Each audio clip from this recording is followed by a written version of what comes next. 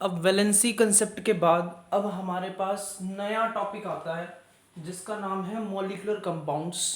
हमें molecular compounds बनाने हैं और ये टॉपिक बहुत इंपॉर्टेंट टॉपिक है। मॉलिक्यूलर कंपाउंड्स बनाने के लिए हमें वैलेंसी लर्न होनी बहुत ज़रूरी है। वैलेंसी लर्न नहीं होगी तो हमारे पास मॉलिक्यूलर कंपाउंड नहीं बन पाएंगे।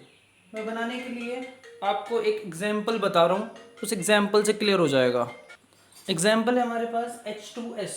अब एक H मान लो, सपोज करो हमारे पास दो सिंबल दे रखे हैं, एक H दे रखा है और एक S दे रखा है, और हमें मॉलिक्यूलर कंपाउंड बनाना है। This is hydrogen, this is sulphur. अब अगर इनकी वैलेंसी पता है, हाइड्रोजन की वैलेंसी होती है 1, क्या होती है 1, और सल्फर की वैलेंसी होती है 2। अब जिसे नहीं पता है उसे एटॉमिक नंबर लर्न होने जरूरी है, क्योंकि सल्फर का एटॉमिक नंबर होता है 16, और 16 होता है तो 2 8 6। मैंने बताया था जब 6 लास्ट में होता है तो 8 में से 6 को माइनस करते हैं, कितना बचा 2, तो इसलिए यहाँ 2 आया। उसके बाद क्या करेंगे, इसकी क्रॉस मल्टीप्लाई कर देंगे।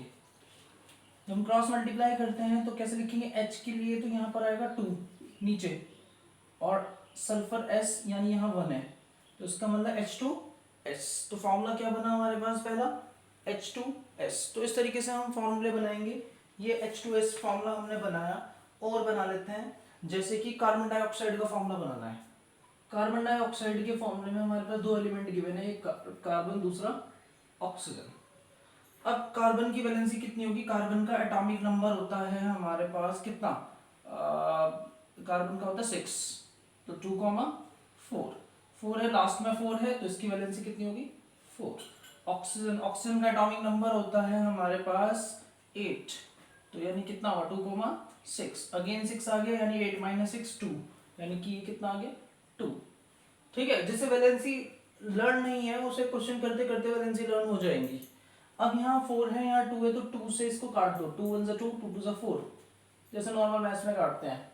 इसकी क्रॉस मल्टीप्लाई इधर कर दो और इसकी इधर कर दो, यानी C, ये इधर आएगा 1O2, तो क्या बना CO2।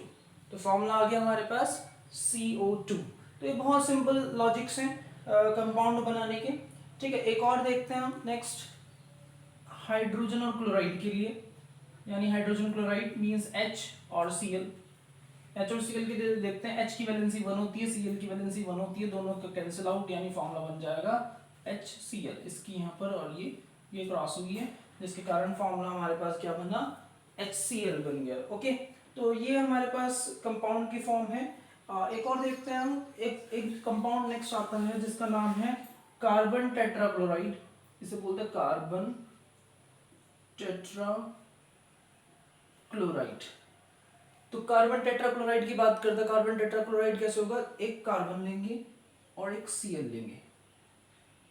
कार्बन की वैलेंसी 4 होती है, Cl की वैलेंसी 1 होती है, अगेन क्रॉस मल्टीप्लाई करेंगे तो CCl4।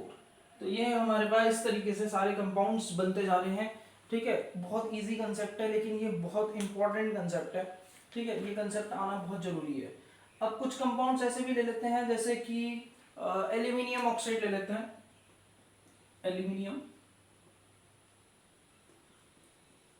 Aluminium oxide, aluminium oxide क्या होता है वो समझो, एक Al एक O, एल्यूमिनियम की वैलेंसी 3, O की वैलेंसी 2, क्रॉस मल्टीप्लाई तो बनेगा Al2O3।